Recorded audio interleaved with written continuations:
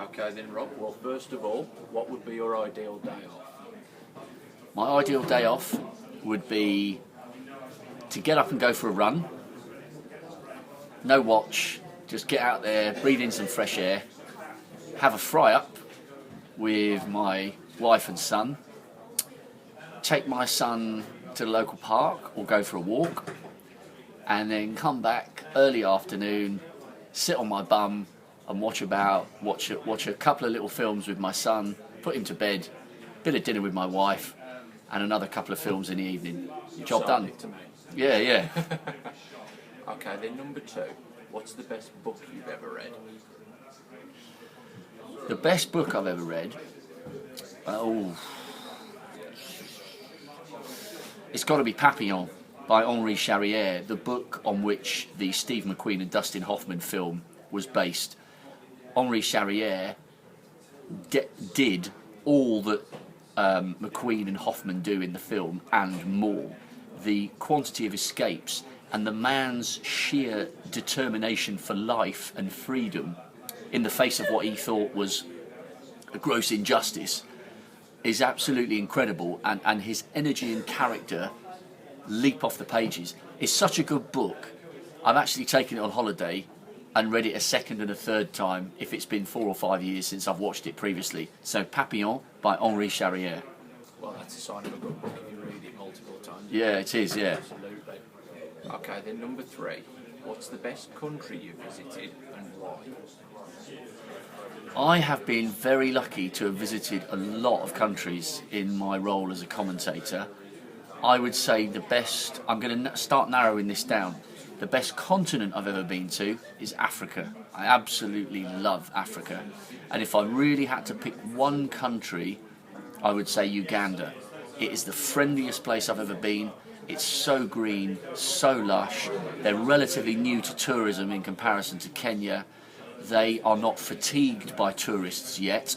And I have just never been anywhere where I've seen a bigger zest and energy and positivity about life. Excellent. Okay then, number 4. Who's your best friend in the sports journalism business? Oh, that is such a hard question to answer. I would probably have to say my best mate from school, Nick Watts, who is a brilliant tipster for the Racing Outlook, and it's just sheer coincidence we've both become journalists, and although he's more of a journalist, he now broadcasts for At the Races as well. And this is how good a mate he is. He tipped me 1 for Arthur in January for the Grand National. I piled in, and job's a good one. So he and I have been friends even before we got into sports journalism together since we were 13, like best mates. So we have an unbelievable amount of history together. So Nick Watts, if you want to tip on racing, get the Racing Outlook and read his tips. He's dead hot. There we go. Sorted. Okay then, number 5. What's your current favourite TV programme? Oh, that's quite an easy one actually, because do you know what? I spend so much time away from home, I don't actually watch much TV, but this is how sad I am. I'm looking forward to going back and finishing Billions with my wife. It's been on every Tuesday. It's the second series. Damian Lewis, a brilliant British actor who plays these great Americans. I think there's 4 left, and my wife has promised she's not watched any of the other ones that I've missed, so we're going to have a really sad evening on the sofa and smash the 4 remaining ones from Billions and finish off the second series. There's nothing wrong with that at all. Okay then, number 6. What's your favourite karaoke tune? That has got to be, and we've got a karaoke session lined up here, so I'm thinking I might have to dust it off. Great Balls of Fire by Jerry Lewis. Classic. Absolutely. Because, do you know the key with that one is, you can shout it and it sounds like you're singing, so if you've got a crap voice, you get away with it. Oh, happy days, I'll give that a try then. Okay then. If you could play any of the sports that you cover or participate in any, what would it be? Do you mean to a high level? Well, I would say it would have to be, because running is my first love, And the only thing, I've been very lucky in life, all the things I set out to do when I was young, I've done, except for one. I never represented Great Britain on the 1500 metres at the Olympic Games or Commonwealth Games, would be for Scotland. So yeah, if the answer to the question is to the highest level, that would be the only thing I'd change. But do you know what? I've been very lucky elsewhere in my life, so I'm comfortable with the fact that I never got that international cap. It is what it is. Well, you haven't done too badly, have you, to be fair? Okay, then number 8. Do you have a pet?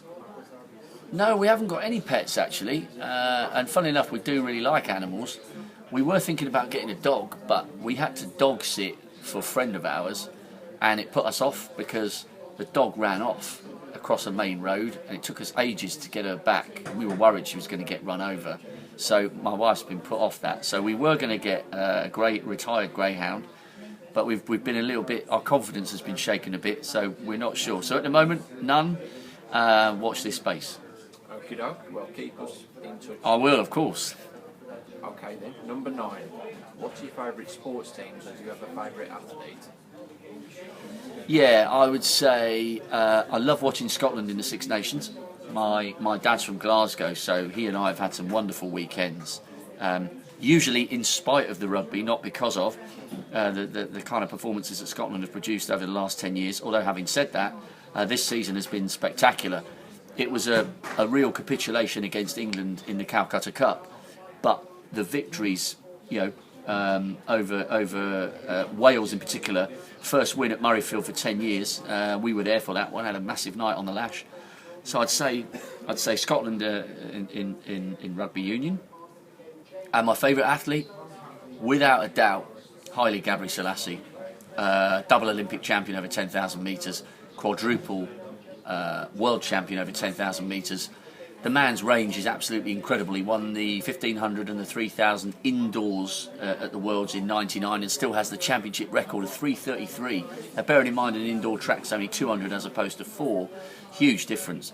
And I've had the very good fortune of working with him on an event that he runs in Ethiopia. I've been over there 8, 9, 10 times helping him out, and when he sees me we have a hug, which is really nice that a guy I admire like you would a boyhood hero knows my first name and hugs me when I go and visit him in Addis Ababa. So Haile Gebrselassie, without a doubt. Well, they say never meet your heroes, but that is definitely an exception by the sounds of it. Yeah, big time, because you're right in terms of sometimes the sense of anticipation is greater than the reality. A bit like when you're a kid and you look forward to Christmas. If it doesn't go absolutely according to plan, you kind of think, well, Christmas isn't quite as good as I was hoping it would be. But with Gebrselassie, he's every inch the man I hoped he would be and more. Excellent. Okay, and finally, if you were going to live on Mars, what would be your last meal? That is such a funny question. I'll give you 2 options. It would either be a fry-up, or it would be something very traditional like shepherd's pie, mash and peas. I'm a very traditional diner. I like British dishes, good hearty feeds. Nothing wrong with that at all. And on that happy note, Rob Walker, thank you very much. Cheers. Oh, that was quite funny.